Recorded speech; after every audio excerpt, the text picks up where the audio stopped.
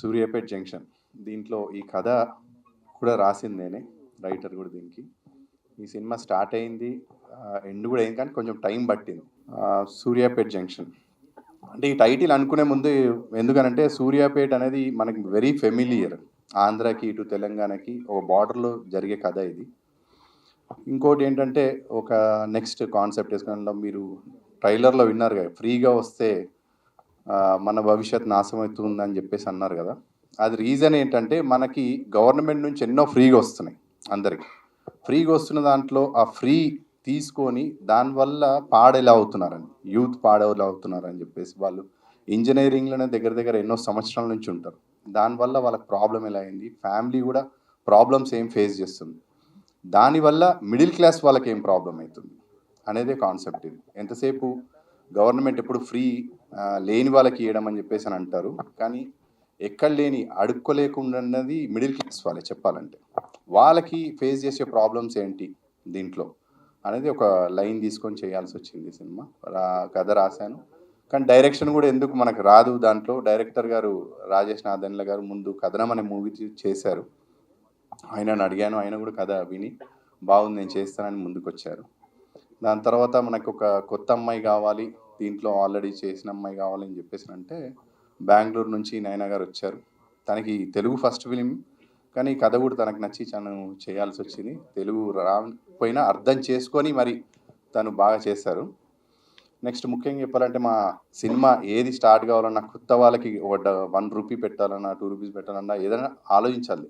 Cinema అనేది కొన్ని కోట్లతో సంబంధించింది. మా ప్రొడ్యూసర్స్ ఒకరు మా బాబాయ్, నెక్స్ట్ కాట్రగడ్డ నాని గారు. అనిల్ గారికి ఈ కథ చెప్పినప్పుడు నా ఫ్యామిలీ ఫ్రెండ్ లాంటి వారే, మా ఫ్యామిలీ ఫ్రెండ్ ఆయన. దాని తర్వాత ఈ కథ చెప్పినప్పుడు నేను కొత్తగా మా ప్రయాణం తీశాను. మూవీ తీసినప్పుడు ఆయన చూశారు, మూవీ చూసి చాలా బాగుంది, కానీ కరెక్ట్ టైంలో రిలీజ్ రాకపోవడం వల్ల ఆ సినిమా అందరి ముందుకి కరెక్ట్గా చూడలేకపోయారు అందరూ. But we have very good applause and comments on YouTube channel. యూట్యూబ్లో పెట్టినప్పుడు అమెజాన్లో కూడా కొన్ని రోజులు అన్నాయి, అందరు ఆడియన్స్ దగ్గర నుంచి మంచిగా వచ్చింది. సరే, దాని తర్వాత మనం ఈ నెక్స్ట్ ఏంటి అని చెప్పేసి ఆలోచించినప్పుడే ఒక కాన్సెప్ట్ ఓరియంటెడ్గా చేద్దామని చెప్పేసి నేను ఈ కథ రాశాను, సూర్యాపేట్ జంక్షన్ అని. కథ గురించి చెప్పాలంటే సార్, మన ఆడియన్స్ కానీ పబ్లిక్ కానీ ఎవరైనా కూడా మంచి కథ ఉంటే ఆదరిస్తారని నేను అనుకుంటున్నాను. థియేటర్స్లో కొత్త వాళ్ళు, ఇప్పుడు నేను కూడా ఒక పెద్ద స్టార్ అయితేనే మనం మ్యాక్సిమం ప్రిఫర్ చేస్తాము.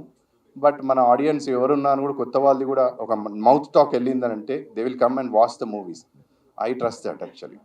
అందుకని ఈ మూవీ రిలీజ్ కావడానికి కొంచెం మంచి థియేటర్స్ రావాలని చెప్పేసి ప్రయత్నిస్తున్నాను. అందుకే కొంచెం డిలే అయింది ప్రాజెక్ట్ అయితే, కానీ ఇప్పుడు ఒక ప్లాన్ తోటే ఈ మంత్ ఎండింగ్ వరకు అన్నా రావాలని చెప్పేసి ఆలోచిస్తున్నాం. ఇప్పుడు ఈ 7th అనుకున్నాం, కానీ 7th పెద్ద సినిమాలు ఉన్నాయి. నాకు నచ్చిన హీరోయిన్ సాయి పల్లవి గారి సినిమా ఉంది, అది ఎట్లయినా మ్యాక్సిమం ఎట్లయినా ఆడియన్స్ అందరూ ప్రిఫర్ చేస్తారు. So we have to look the sum dates and theatres కూడా రావాలి, కానీ ప్రమోట్ కావాలి. సడన్గా నేను ట్రైలర్ రిలీజ్ చేసిన వెంబటే 1 వీక్లో రావాలి అని అంటే ఎవరు వచ్చి మన సినిమాకి కొట్టేసుకొని వచ్చి చూడరు. కాబట్టి కొంచెం ట్రైలర్ ప్రమోట్ అయ్యి చూడాలి అని చెప్పేసి నేను ఆశిస్తున్నాను అందరూ ఆడియన్స్. ఎందుకంటే but I will not disappoint any one. ఎవరు సినిమా చూసినా కూడా అది అద్రిపోయేటట్టు ఉంటుందని నేను చెప్పట్లేదు, కానీ చూసిన వాళ్ళు ఎవరు కూడా అది ఇదేం సినిమా అని అయితే అన్నారు. ఐ ప్రామిస్ దట్ అది కంపల్సరీ బాగుంటుంది సినిమా. యాక్షన్ సీక్వెన్సెస్ కూడా ఏంటంటే రియలిస్టిక్ ఉంటుంది దీంట్లో. మ్యాక్సిమం యాక్షన్ సీక్వెన్సెస్ కూడా ప్లాన్ చేసాము. అవన్నీ సెట్లే మీరు చూసేసింది. కొంచెం కష్టపడ్డాం ఆ ప్రొడక్షన్ వైజ్లో అని కూడా, దేంట్లో అయినా కూడా కష్టపడ్డాం. ఇందులో 2 మ్యూజిక్ డైరెక్టర్స్, రోషన్ గారు, హరి గౌర గారు, హనుమాన్ మూవీ చేసినట్టు. ముఖ్యంగా మా డైరెక్టర్ గారు కూడా ఎంత కథ రాసినా అని కూడా కథ మీద డిపెండ్ అయినంతకైనా చేయకుండా కథకి ఎలా కావాలో దాని ప్రకారమే ఆయన చేశాడు. ఆయన 100% ఇచ్చారు దీంట్లో డైరెక్టర్ గారు చెప్పాలంటే.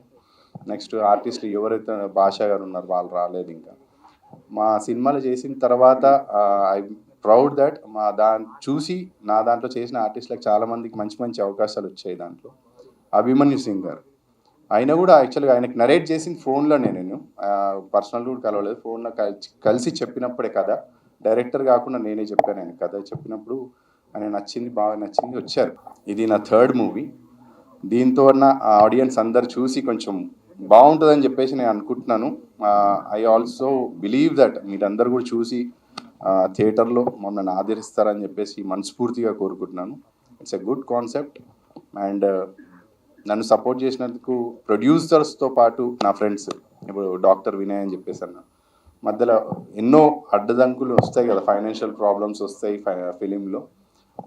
డాక్టర్ గారు కానీ, ఇప్పుడు పైకి పిలిచిన చెన్నకేశవ్ గారు కానీ, వీళ్ళందరూ సరే ఏం బాగుంది మూవీ, మనం వెళ్దాం, ముందుకు వెళ్దాం, ఏమవుతుంది ఒకసారి మేము పుష్ చేద్దామని చెప్పేసి వీళ్ళిద్దరు సపోర్ట్ నాకు బాగా ఉంది. నా ఫ్రెండ్స్ కూడా చాలామంది, యాక్చువల్గా అందరికి ఇంట్లో వాళ్ళు పెడతారని చెప్పేసి మ్యాక్సిమం ఉంటుంది ఇండస్ట్రీలో, కానీ నాకు ఫస్ట్ నుంచి సపోర్ట్ చేసింది కూడా ఫ్రెండ్సే. ఫస్ట్ మూవీ సపోర్ట్ చేసింది కూడా మా విశాల్ అని చెప్పేసి ఆయన సపోర్ట్ చేశాడు. నెక్స్ట్ ఇప్పుడు కూడా చేస్తుంది ఫస్ట్ ఫ్రెండ్ సర్కిల్ నుంచి వచ్చింది. సో మనకు మంచి ఫ్రెండ్స్ ఉంటారు, అలానే చెడు ఫ్రెండ్స్ కూడా ఉంటారు. నా ఈ సినిమా స్టార్ట్ కావడానికి ఎలాంటి ఫ్రెండ్స్ ఉన్నారో అలాంటి కొన్ని బ్యాడ్ స్నేహాల వల్ల కూడా ప్రాబ్లం వచ్చింది. అవన్నీ ఇప్పుడు డిస్కస్ వద్దు అని అనిపించింది. ఫ్రెండ్స్ అనేది మన లైఫ్లో మన మదర్ అండ్ ఫాదర్ ఎలా ఉంటారో అలాంటి ముఖ్యమైన పార్ట్ చెప్పాలంటే. ఫ్రెండ్స్ వల్ల మనం ముందుకు కూడా వెళ్తాము, అలానే కొన్ని ప్రాబ్లమ్స్ కూడా ఫేస్ చేస్తాం. అండ్ వచ్చిన మీ అందరికీ థ్యాంక్స్ అండి, మీడియా వాళ్ళకి. I hope that you bless me and push this movie forward అని చెప్పేసి అనుకుంటున్నాను. Thank you. For more videos like this, subscribe Big TV channel.